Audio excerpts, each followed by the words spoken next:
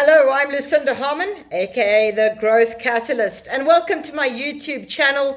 Please do share it with all the sales professionals that you know out there that really could do with some mentoring, some assistance, some upskilling, learning from a professional from 35 years experience. So it really is, this is for you. This is what I've created in order to get those skills, those great and golden nuggets, and get them far and wide out there. Be generous. Give me some likes, give me some comments. I want to hear where you're at. Has this helped you, and where are you in your life right now? So today, it's an all-important subject of the art of communication. So important is communication. As I always do, I always start with a quote. So let's start with a quote today. Communication works for those that work at it. These wise words were from John Powell. I'll repeat the words. Communication works for those that work at it. And I can never put this point more strongly across. You don't grow up being born with communication skills. You can't just be born and popped out and suddenly you're a communicator. It's something that needs to be learned. It's skills that you need, and it's a lifetime learning. You never are a master of communication. You are a student of communication, and that thing's a really important thing to remember. And all this jack, as I thought when I was younger, chat, that's all communication. That's a jabber. Communication is a skill, and you'll see that I'm going to put it together as best I can in this short video. Obviously, if we're looking at training, this could be a couple of days training all on its own because it's so extensive. There's so much I need to impart to give to you, and then make sure experientially watch you over a couple of weeks and how you implement, and then guide you along the way, mentoring you in all the different areas. So I want to start with this one thought. What is the biggest reason for war, for divorces, for conflict and misunderstandings? Any guesses? Poor communication, ineffective communication.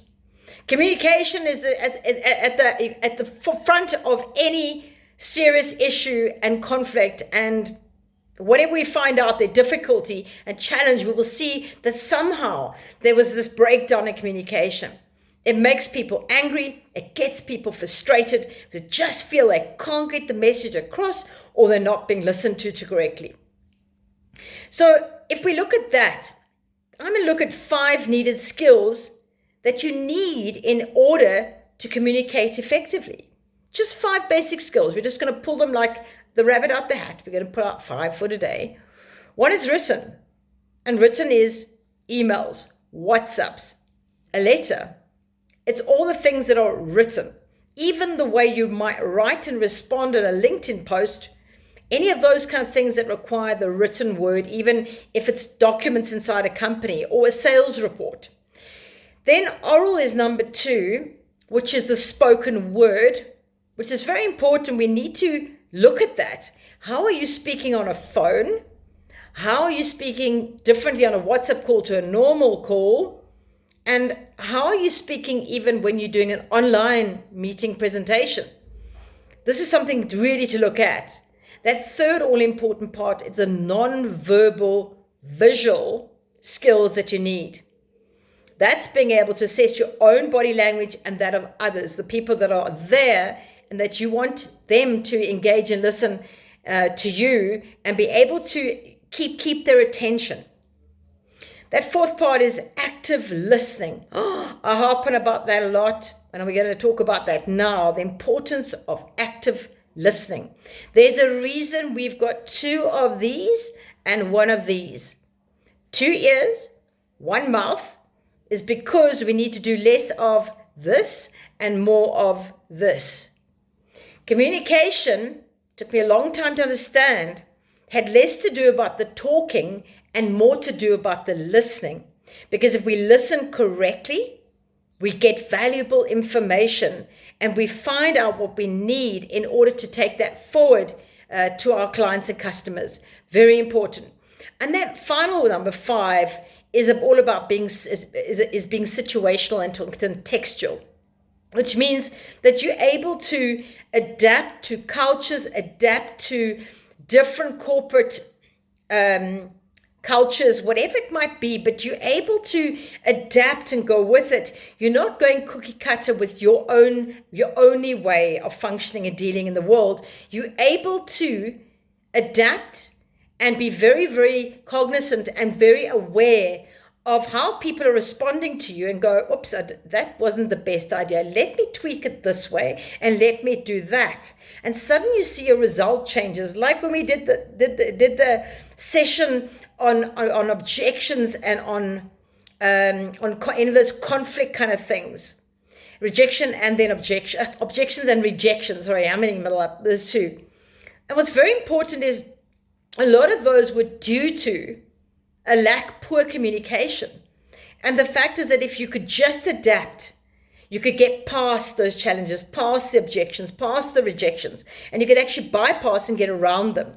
And this is why communication is so critical. And it's critical that this skill that you can't ever be the master of, but you're mastering, you're constantly learning and staying humble in the process. Now, I'm now going to look at the 3 A's of active listening. It's so important. Number 1 is attitude, 2 is attention, and 3 is adjustment. We just spoke about adjustment. The first one is attitude. When I go in to see a client, it's the way I go, the way I walk in a room. It's my attitude. Am I chewing gum? Am I looking like totally disinterested? Have I got this like bored, like expression? Am I looking at the ceiling? Am I kind of distracted? Am I watching more my phone?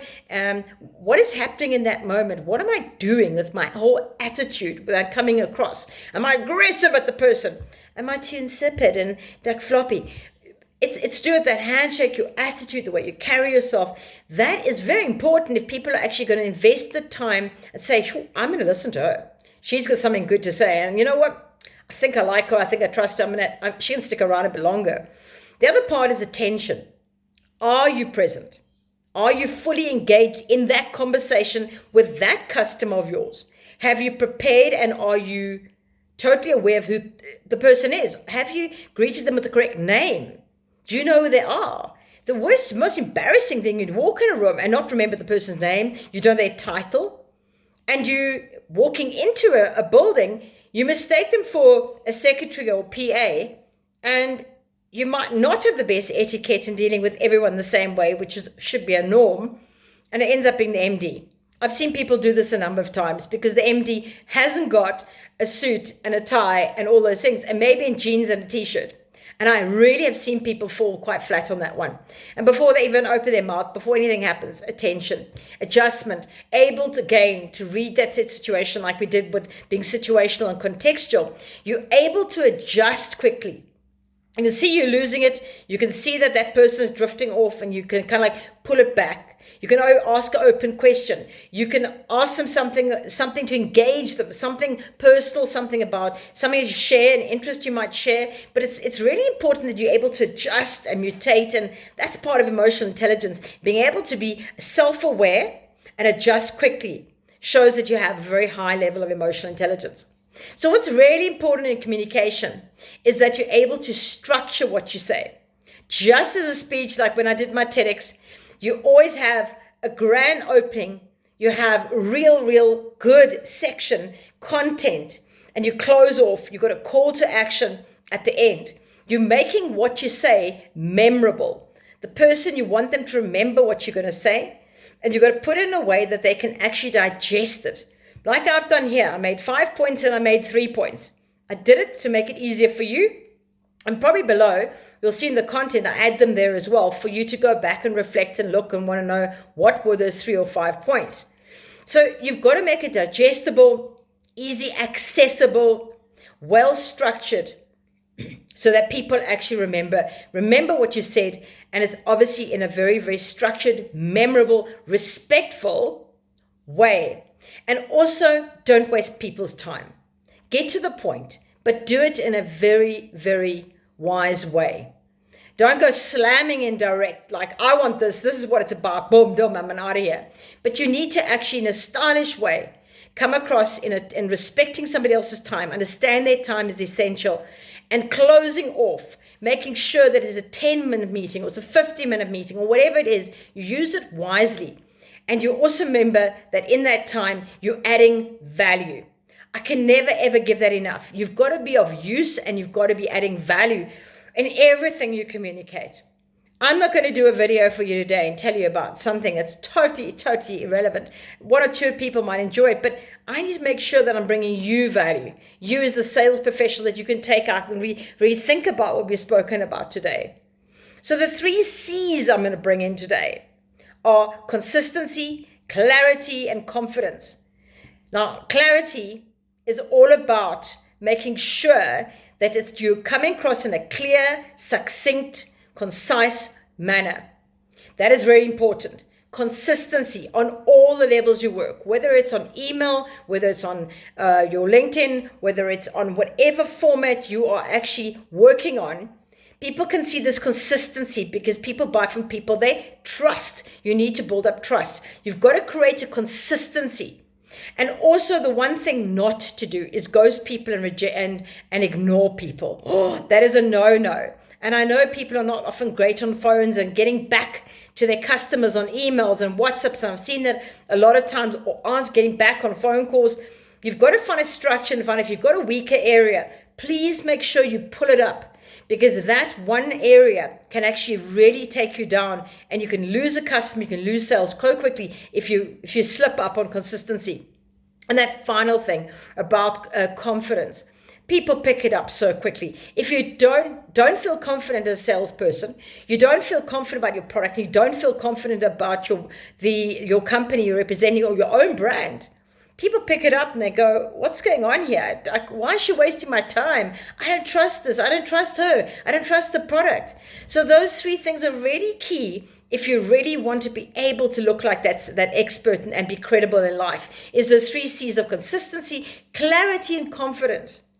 So I want you to make a promise to yourself, you, today, to be a student of life forever about learning and growing all that has to do with this thing called the beautiful art of communication. Keep working on the skills. Keep going out there in the world and trying new things out. Don't be scared. Try it. You've nothing to lose. Go into a shopping mall, go somewhere cashiers, and try a more aggressive approach. Not aggressive like aggressive scary, but a more direct approach. Then try a soft approach. Then try talking in the most sweetest way you possibly can. Try different styles and find out what does and doesn't work. It's beautiful out there. You can go to a gym. You can go anywhere you want to out there. And it's amazing how much you can actually start really mastering more and more this art that often people are already floundering at time and again because they don't practice enough. You need to stay humble and you need to practice till the cows come home. You've got to keep practicing at this. You see, communication is an art. It's a learnt skill that needs constant tweaking, constant revisiting, constant where you go introspection and looking back after the day and say, where did you do really great and where could you have done better? And tomorrow get back or out on that horse and like a good old cowboy, cowgirl, get out there and make sure it really work at it. You have to work at it. Like the quote, it's not going to happen for you. It doesn't come doing a course. It's not going to come at you freebie in any other way. It really is something. You're not going to have a sleep and wake up one day and a magic wand's going to come down and whoops, you're the best communicator in the world. That is something we work at day in and day out, is to be good communicators. Not the Jabberwockies of my younger years, but really an effective communicator can get out there and sell like you've never seen before. You know, if I ever had to go out in the field with any of you and really mentor you out on the road, out with customers, on online calls, and you have to watch the way how quickly I can move things, how quickly I can communicate my way out of difficult corners, work with negotiation, work with rejection, work between realizing I've got myself in the gap in a hole somewhere, I need to get out quite quickly. That comes with experience and skill, and you can learn it too. So right for now, give us some likes, give us some shares, give some shares out to other sales professionals, and do write some comments. I'm going to see you next week. I'm not telling you what it is yet. You're going to have to wait for that one. Check in the chat below, and I'm going to see you next week. But for now, I want you to get out there, and I want you to go and shake those trees. I'll see you next week.